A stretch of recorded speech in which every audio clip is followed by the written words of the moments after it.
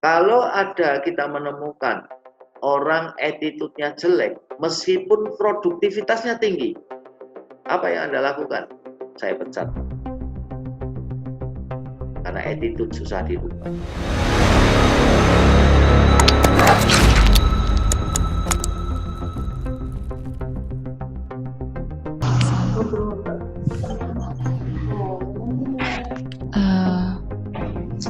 Baik, teman-teman, ini tadi kita sudah melakukan doa pagi bersama.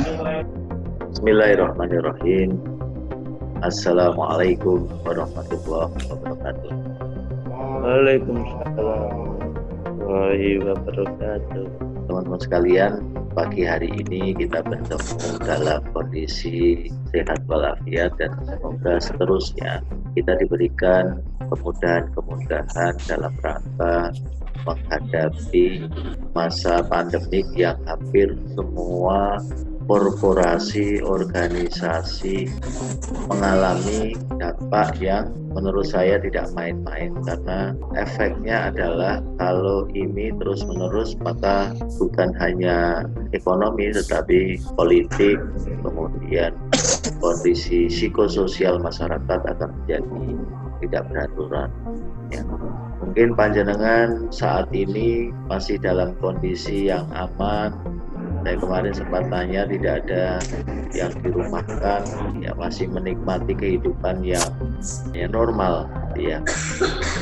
Jadi alhamdulillah sebagai rasa syukur kita, maka marilah kita selalu tetap menjaga rasa syukur kita itu dengan meningkatkan kinerja kita ya, karena rasa syukur itu kalau kinerja kita bagus itu sebagai bentuk rasa syukur kita kepada Allah Subhanahu wa taala. Saya ingin memulai cara pandang ini supaya kita semua bisa punya persepsi yang sama. Baik Bapak Ibu sekalian, berprestasi di era new normal. Jadi sebelum kita masuk materi mengenai new normal, kita akan bersama-sama belajar apa sih new normal ini. Selama ini kita bilang new normal itu sebetulnya apa? Coba kita berbagi wawasan supaya cara berpikir kita itu sama. Kalau kita bicara mengenai new normal, paling tidak kita harus punya pengetahuan yang sama. Coba kita lihat timing diberlakukan new normal. Padahal sampai hari ini, Bapak Ibu sekalian, paling tidak kita harus punya pengetahuan yang sama. Coba kita lihat timing diberlakukan new normal. Padahal sampai hari ini, Bapak Ibu sekalian, pada posisi positif ODP itu semakin hari semakin meningkat. Kita melihat bahwa ini posisi yang kita tidak mampu untuk mengendalikan itu. Kemudian fase keempat, sebelum kita masuk kepada new normal, ini fase penurunan yang disebabkan karena penemuan vaksin. Ya, jadi asumsinya adalah kalau kita new normal, sebetulnya itu sudah ada vaksin. Bagaimana menyembuhkan virus ini sehingga mau tidak mau ini penyebarannya pasti akan landai dan menemukan kesembuhan. Baru kondisi ini sebetulnya yang disebut kondisi new normal. Terus bagaimana kita mengatasinya? Yuk, saya akan bicara mengenai di awal ini ya. Kalau kita melihat kondisi adanya pandemi COVID-19 sebagai stresor, akhirnya memunculkan kebijakan WHO Public Health Emergency of International Concern 20 Januari 2020 yang menyatakan bahwa ternyata butuh kebijakan mengenai pandemik ini adalah sesuatu yang betul-betul harus dipertimbangkan betul atas dasar bahwa ini adalah sesuatu yang urgent ya, konsennya di sini. Sampai kepada Kepres nomor 12 tahun 2020 yang menyatakan bahwa pandemi ini merupakan bencana sosial. Apa efeknya ketika ada WHO kebijakan Kepres? Kita kenal kalau di Jakarta itu PSBB, kalau di Semarang itu di Jateng ada yang namanya PKM. Jadi pembatasan kegiatan masyarakat. Ada maklumat Kapolri bahwa menghindari kerumunan dan segala macam. Ini hanya muncul kebijakan. Dan disinilah mulai bahwa masyarakat akhirnya berefek, yang kantornya masih settle, masih bagus, mereka mengenal WFH. work from home, mereka masih kerja tapi di rumah, diberikan gaji. Tetapi ada beberapa teman-teman kita, saudara-saudara kita yang dirumahkan. Dirumahkan itu artinya dia bekerja, tapi memang dia di rumah, bukan bekerja, mohon maaf, tetapi mereka mendapatkan pendapatan atau gaji yang terbatas.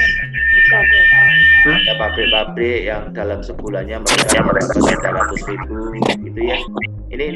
Ini sebagai refleksi kita begitu beratnya masyarakat kita karena mereka harus menerima efek yang sesungguhnya. Efek ini efek dari eksternal atau virus, sehingga pabrik-pabrik perusahaan mereka harus melakukan rasionalisasi sehingga mereka dirumahkan. Bapak Ibu, kalau di kota itu banyak sekali, ribuan mereka itu yang dirumahkan. Bahkan ada yang di PHK. Jadi intinya adalah masa pandemik ini dengan kebijakan ini akhirnya berdampak, baik korporasi, orang wirausaha, pegawai, semua lini itu berdampak. Kemudian apa yang menjadikan mereka, khususnya kalau kita berhubungan dengan mereka yang mengalami dampak ya, misalnya mereka yang saat ini diberikan kredit ya oleh koperasi ini akhirnya mereka daya usaha mereka yang selama ini berjalan itu akhirnya jadi negatif. Bahkan ada yang mereka sudah tidak punya modal lagi untuk berjalan gitu ya. Kalau saya dapat info misalnya, karena mereka rata-rata misalnya, saya gimana mau dagang, wong sepi kok Pak, sepi kok Bu dagangannya. Terus bagaimana kita mau nyaur utang gitu, saya nggak bisa punya usaha. Kalau kita verifikasi misalnya kita tanya, jenengan kemarin lebaran badan boten numbas-numbas anu boten, iya Pak lah. Ini kadang-kala jadi ironis, dia punya uang yang seharusnya bisa buat modal usaha tetapi malah justru digunakan untuk hal yang lain. Nah ini sebetulnya sebagai sarana bagaimana Bapak Ibu itu melihat ya perilaku masyarakat yang Bapak Ibu harus antisipatif.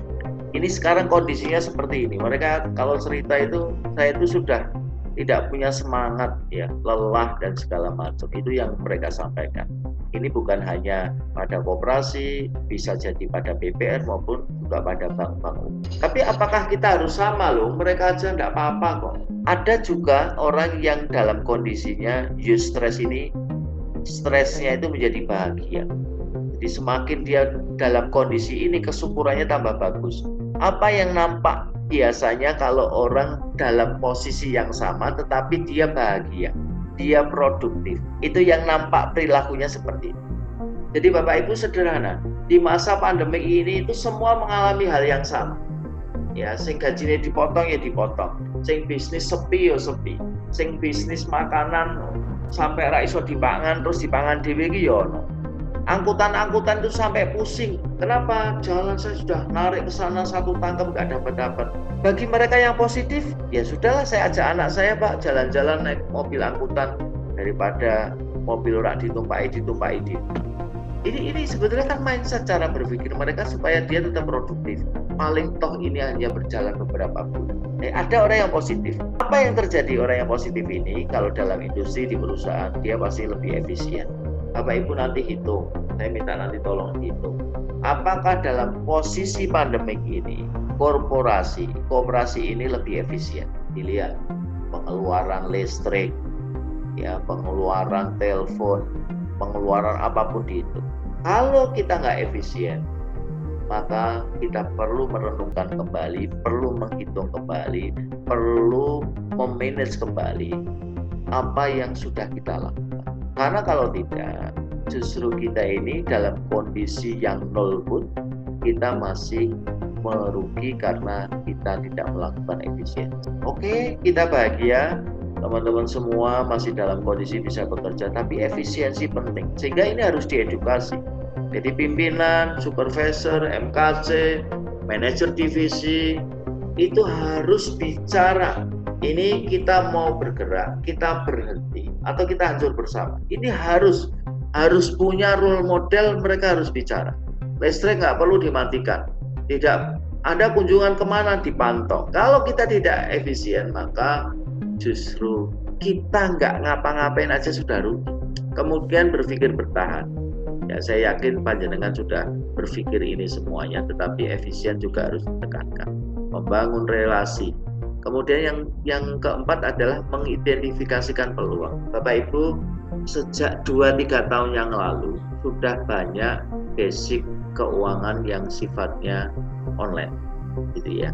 Saya tahu beberapa mereka melakukan pembakaran uang.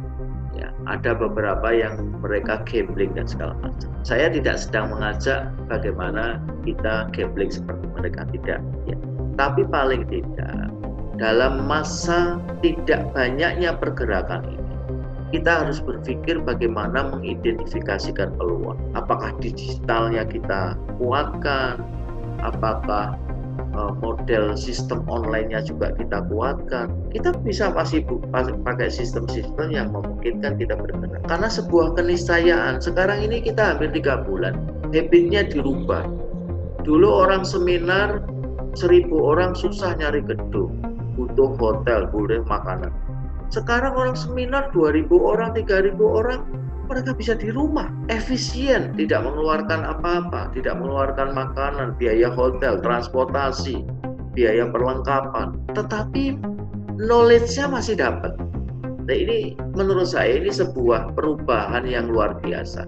Dan nanti Bapak Ibu akan perhatikan, ini bukan hanya masa pandemi, tetapi selanjutnya sampai beberapa tahun itu akan seperti kondisi. Makanya harus identifikasikan, harus satukan kekuatan, duduk bersama supaya bisa bikin terobosan. Oke, saya lanjut ya. Ini Bapak Ibu, tadi saya bilang new normal ya. Yang ingin saya tanyakan, apakah kita sudah new normal? Nah, panjenengan jawab sendiri ya. Tapi asumsikan bahwa kita mau nggak mau kita harus new normal. Oke, yang ingin saya tekankan lagi Bapak Ibu, sekarang pelayanan offline menurun, betul ya? Artinya panjenengan yang datang ke kantor juga menurun karena ada pandemi, gitu ya. Ada COVID-19, orang mau datang takut ketularan, ya katanya dijaga jarak, menghindari kerumunan. Kunjungan menurun, betul ya Bapak Ibu. Saya waktu awal-awal dulu bilang, Pak, tempatnya ditutupi, gitu. Ditutupi maksudnya gimana? Semuanya di portal, ya. Di tempat saya juga di portal, gitu. Tapi apakah saya nggak bisa masuk kampung? Kan gitu pertanyaannya. Ditutup semua Pak, bahkan ditulisi kolektor nggak boleh masuk, kan cuma ditulisi. Mau di masjid-masjid aja ditulisi juga menghindari kerumunan, tapi kita masih bisa sholat. Nanti kita akan lihat ya seberapa intens kita beradaptasi, berpikir mengenai stimulus-stimulus yang berada di lingkungan kita ya. Kemudian pembayaran mungkin menurun, oke, kebutuhannya meningkat. Ya, kenapa meningkat? Katanya bisnisnya nggak jalan, pembayaran menurun, ya kan? Pelayanan kita menurun, tapi kebutuhan meningkat. Dari mana? Panjenengan beli masker, panjenengan harus menggunakan hand sanitizer. Yang biasanya atau sabunan nganggo sabunan, ya, meh mangan sabunan, sidik-sidik sabunan. Nah ini akhirnya kita punya tambahan biaya yang seharusnya, yang sebelumnya tidak pernah kita pertimbangkan. Kalau kita dalam kondisi yang seperti ini, mestinya kita sudah melakukan perubahan atau berubah dari kebiasaan. Apa yang dilakukan? Sekarang kalau kita mau tanya ya, misalnya kita audit misalnya, apakah pelayanan offline menurun? Apakah pelayanan online-nya meningkat? Ini harus dijawab. Artinya, misalnya panjenengan itu misalnya kunjungan sehari 10 tempat misalnya.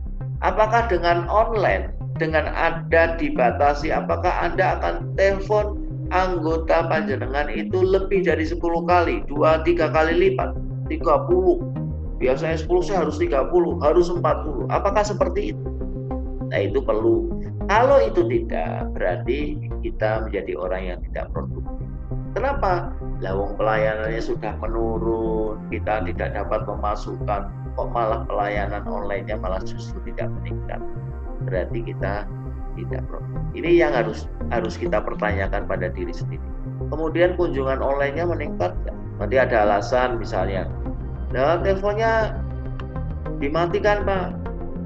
Dia dimatikan kan, maksud sehari dimatikan. Ganti nomor HP Pak, ya dimarahi. Misalnya gampangnya gitu. Sebenarnya tidak ada alasan bagaimana kita menciptakan sesuatu peluang supaya kondisi yang tidak normal itu harus disikapi lebih dibandingkan yang biasanya. Kemudian apakah kita sudah melakukan edukasi penagihan online? Ini penting banget ya. Deskol harus dimungkinkan untuk melakukan edukasi. Itu harus dihitung betul. Berapa kali dia telepon, berapa kali dia bisa ketemu customer, ya berapa kali itu harus dihitung betul dalam hitungan angka karena itu kaitannya dengan produk. Nah, rata-rata kita ini kadangkala hanya percaya tetapi tidak melakukan monitoring secara sistematis supaya angka itu jelas. Kemudian ketahanan diri, ya, jadi kita juga harus memiliki ketahanan diri lebih baik. Kita kemarin habis Ramadan, ya kita harus edukasi mereka supaya ketahanan dirinya bagus. Sekarang Bapak Ibu coba renungkan ya, apakah Lebaran kemarin kita bisa betul-betul menahan diri ataukah kita seperti biasanya beli baju Lebaran ya, kemudian kita mungkin berwisata atau apalah yang sesungguhnya kita itu harus bisa menyikapi ini sebagai bentuk bahwa kita ini harus berubah. Yang terakhir, prioritas. Apakah kita sudah bisa melakukan prioritas? Loh, apa hubungannya kalau saya sama orang di luar sana UMKM mereka yang kebetulan mengajukan ke kredit ke kami kan berbeda. Begini Bapak Ibu, saya terhadap orang lain itu selalu berangkat kepada diri kita sendiri. Banyak orang-orang itu memberikan penilaian itu justru tidak mulai dari diri sendiri. Loh, bagaimana caranya? Kalau seorang marketing, seorang finansial atau bidang keuangan, seorang auditing, ya kemudian operasional, bidang apapun, kalau dia tidak punya citra diri mengenai dirinya, bagaimana misalnya keuangan mengenai keuangan, bagaimana pemasaran mengenai pemasaran dirinya, bagaimana audit, dia tidak pernah melakukan audit dengan dirinya dengan baik, pengelolaannya tidak baik, mosok wong finance boros misalnya, dia nggak pernah berhitung, wong pemasaran kok ora pede misalnya, orang pemasaran kok dia calcul ya, tidak tahu product knowledge. Ini bisa merupakan penggambaran bagaimana nanti ketika dia di dalam sebuah organisasi memberikan perilaku kerja sesuai dengan jobnya dia, pasti dia nggak akan perform. Ini menurut saya. Bagaimana orang membangun citra diri untuk kantornya, mencintai, komitmen, sedangkan dia nggak punya kecintaan terhadap diri sendiri. Bagi saya itu nonsens. Nah, ini penting Bapak Ibu, menciptakan budaya, kemudian memberikan apresiasi, kemudian panjenengan awareness terhadap lingkungan, itu penting. Kalau kita tidak mampu membangun sebuah budaya seperti itu, maka yang terjadi adalah ada orang-orang yang sebetulnya dia adalah the part of problem, bagian dari problem. Mereka itu berat gitu ya, mereka itu memberatkan sebenarnya, tidak produktif. Kalau dilihat KPI-nya loh kok nggak ada yang masuk, itu sebenarnya biaya besar. Makanya saya berharap dalam kesempatan ini kita harus betul-betul audit terhadap internal sendiri. Apakah teman-teman yang berada di posisinya masing-masing itu sudah optimal atau belum? Kalau belum, maka perlu dipertimbangkan lagi, dievaluasi lagi. Terus berubahnya gimana? Ini salah satu ya, karena waktu kita pendek. Yang memungkinkan adalah kita naik ke level 3, prestasi kerja. Panjenengan harus berusaha memperbaiki kinerja pribadi maupun tim dengan menetapkan target. Kalau kita tidak menetapkan pada perubahan kemarin, maka kita nggak akan bisa apa-apa. Padahal dalam posisi ini panjenengan yang offline ini menurun, ininya tidak meningkat, wah bahaya sekali. Kenapa? Kalau misalnya ya dicek betul ini tidak meningkat, maka kesalahannya di sini karena kita tidak pernah menetapkan target. Begitu ada perubahan target. Ya. Oke, saya lanjut. Nah ini, saya cukup di level 3 semuanya. Karena panjenengan harus berusaha memperbaiki kinerja pribadi maupun tim. Ya. Punya kebijakan pribadi dalam sistem kerja, memperbaiki kinerja dirinya maupun tim. Ini harus dilakukan. Kalau panjenengan tidak melakukan ini, apalagi posisinya masih dalam level orang duwe target apa-apa, ya menurut saya harus sama-sama memiliki kesadaran apakah Anda akan menjadi pengganggu, panjenengan jadi beban bagi perusahaan, kan enggak. Ada orang senang, wah saya nek sadar diri ya berat gitu ya. Nah, daripada sadar diri saya keluar kan nanti saya nggak punya apa-apa, mending saya di sini yang penting nampak baik. Nah ini manajemen harus betul-betul memfilteri supaya menemukan orang-orang yang mau bekerja sama, yang mau bersama-sama untuk membangun kualitas budaya yang baik. Nah, ini penting sekali Bapak Ibu sekalian. Oke, ini semestinya mental yang harus dimiliki, harus sabar dalam proses, berani mengambil resiko, pantang menyerah, inovatif. Nah ini penting Bapak Ibu. Kalau Bapak Ibu tidak bisa inovatif dan kreatif, dan ini bukan hanya kebijakan pribadi. Misalnya ada leader punya inovasi atau kreatif, ini harus dibicarakan supaya jadi strategi bersama sehingga semua dalam pengelolaan anggotanya bagus. Harus cerdas secara emosional dan spiritual, jejaringnya juga bagus dan lain sebagainya. Bapak Ibu, ini bagian bagaimana kita harus berubah ya. Ini saya harus tekankan pada Bapak Ibu karena semua mengalami. Saya akan berikan contoh begini. Di tempat kami itu biasanya kegiatannya semuanya offline. Ya, ada tes, ada assessment, panjangan pernah itu offline datang. Yang kedua, pelatihan juga offline. Kan kita bertanya, terus kita ngapain 3 bulan kalau begini? Perusahaan mau nambah karyawan, jangankan nambah karyawan, mereka bisa survive aja sudah luar biasa. Mereka banyak merumahkan. Ini kalau kita sikapi lah, terus kita mau gimana lagi? Itu namanya kita tidak punya sikap mental bekerja yang baik. Sekali lagi saya tekankan, kita tidak memiliki sikap mental bekerja yang baik. Yang harus kita lakukan adalah bagaimana kita produktif. Apa saja dilakukan dengan cara apa? Online. Online gimana? Saya tidak tahu, bikin sistem.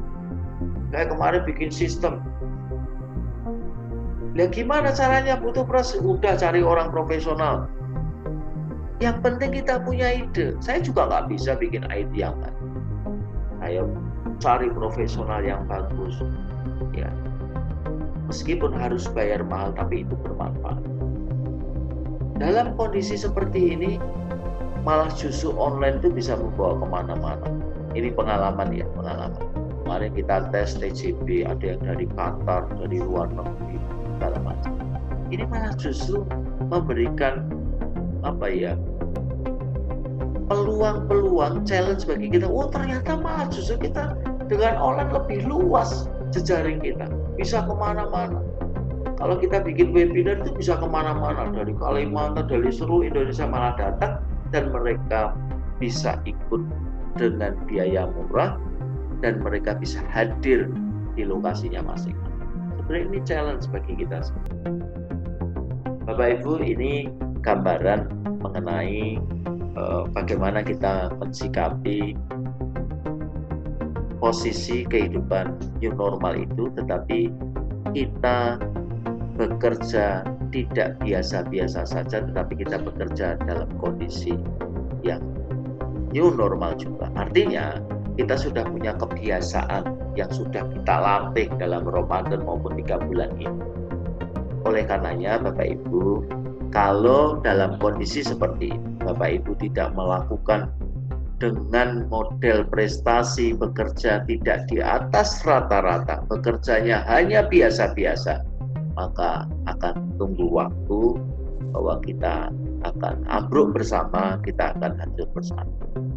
Bapak Ibu, ini penting sekali saya jelaskan, karena Mintoroge itu menurut saya sudah diberikan anugerah.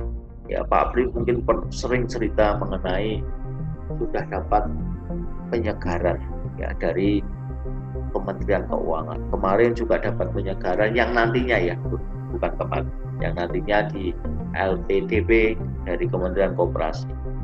Ini sebetulnya kalau saya melihat, ini bukan penyegaran menurut saya. Ini harus sebuah stimulus yang harus kita sikapi dengan hati-hati dan waspada. Betul nggak? Kalau kita hanya, wah kita bisa ambekan nih, karena space-nya masih jauh, terus kita dituntut target, kita serampangan, ya, melakukan penyaluran, melakukan verifikasi, melakukan survei, melakukan assessment. Assessment itu penilaian. Kalau ada masalah, tools-nya mungkin sudah benar, ada masalah, itu berarti kita pertanyakan waktu melakukan assessment. Karena kalau kita tidak betul-betul hati-hati dengan adanya bantuan, dengan adanya penyegaran ini malah justru menjebak kita malah justru menjadi beban yang lebih tinggi. Ini yang ingin saya sampaikan Bapak Ibu dalam kesempatan ini. Mari bersama-sama kita mensikapi, punya perilaku yang baik, perilaku yang betul-betul menunjukkan sikap kerja yang profesional, sehingga ketika kita menghadapi new normal ini, kita akan berjalan dengan baik. Atau harapan-harapan kita itu sesuai dengan harapan anggota dan harapan pengurus dan korporasi Koperasi Mintoroge ini bisa berjalan dengan baik. Kira-kira demikian Bapak Ibu, terima kasih.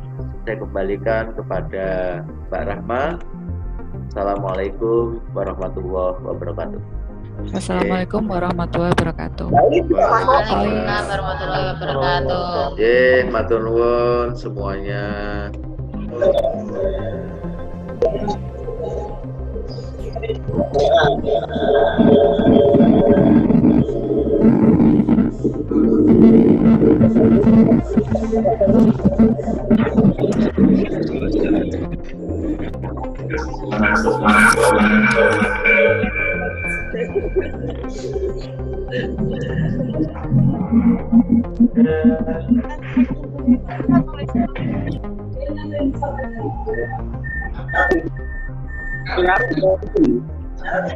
Semua matur nuwun ya.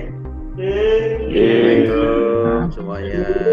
Waalaikumsalam. Salam warahmatullahi wabarakatuh. Saya bagi fotonya ya. Saya bagi foto.